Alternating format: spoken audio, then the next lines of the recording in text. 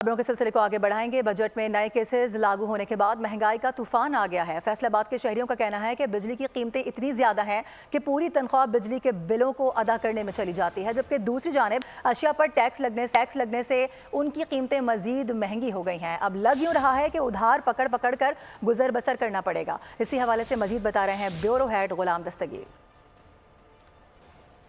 Budget में tax आयद होने के बाद नई अशिया पर टैक्स जब लागू हुए हैं तो उनके रेट्स में कई गुना इजाफा हो गया है, जिसकी वजह से हम देख रहे हैं कि शहरी काफ़ी परेशान नज़र आ रहा है। शहरी मौजूद भी हैं जिन्होंने शॉपिंग भी की है, उनसे बात भी करते हैं। आपने क्या क्या अशिया ली हैं, पुराने रेट्स क्या थे, अब क्या हैं?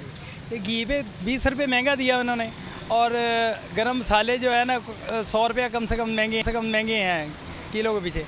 और इसके अलावा जो है ना हर चीज़ ही इतनी महंगी हो गई है, जहाँ पर ये बिजली के बिल जो है ना वो इतने कॉस्टली आ गए हैं, कोई हिसाब ही नहीं है।